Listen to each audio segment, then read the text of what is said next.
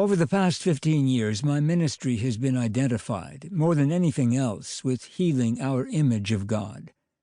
Teachings on the unconditional love of God, Abba, Father, have aimed at dispelling illusions and myths and helping people to experience the God of Jesus Christ. This, I believe, is the main business of religion. Religion is a matter not of learning how to think about God, but of actually encountering Him. Losing our illusions is painful because illusions are the stuff we live by. The Spirit of God is the great unmasker of illusions, the great destroyer of icons and idols. God's love for us is so great that He does not permit us to harbor false images, no matter how attached we are to them. God strips those falsehoods from us, no matter how naked it may make us, because it is better to live naked in truth than closed in fantasy. Still, there is a chronic temptation to reduce God to human dimensions, to express Him in manageable ideas. Human reason seeks to understand, to reduce everything to its own terms. But God is God. He is more than a superhuman being with an intellect keener than ours and a capacity for loving greater than ours. He is unique, uncreated, infinite, totally other than we are. He surpasses and transcends all human concepts, considerations, and expectations. He is beyond anything we can intellectualize or imagine. That is why God is a scandal to men and women, because He cannot be comprehended by a finite mind. Jesus calls us to stretch our minds and hearts, to renounce human standards of justice, mercy, love, rectitude, and fair play. For a disciple of Jesus, the process of spiritual growth is a gradual repudiation of the unreal image of God, an increasing openness to the true and living God.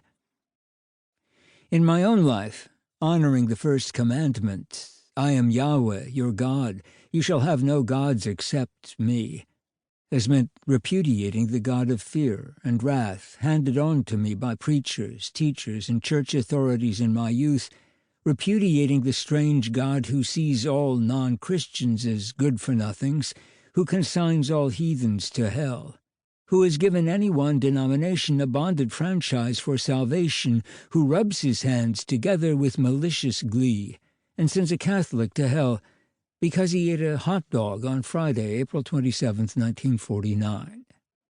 It has meant repudiating the strange God who flinches at gracing certain other churches with his presence, who despises a beleaguered couple who practice birth control, who forbids a divorcee the Eucharist, who ordains that some of his creatures, whether for race or creed or some other reason, shall be denied equal opportunity for employment and housing, who tells married Catholic priests that they are excommunicated, and mature women that in America they can be vice president of the country, but in the church they must sit down, submit, and shut up.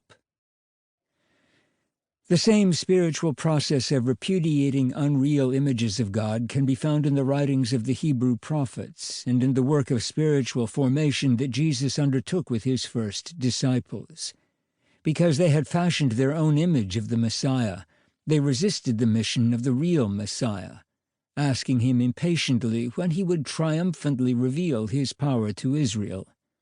They looked for an unreal Messiah of their own making, and found a real one of God's making, but only after they were dispossessed of all their illusions and expectations. Expectations are our subtle attempts to control God and manipulate mystery.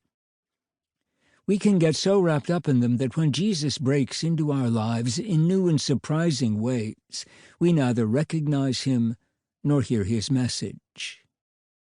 What was the message of Jesus concerning God? What did he really preach? What did he really reveal? Modern scripture scholars tell us that if we want to be most confident that we are in touch with the original preaching of Jesus, we should turn to his parables, quick, decisive stories that make clear the fundamental points to his teaching.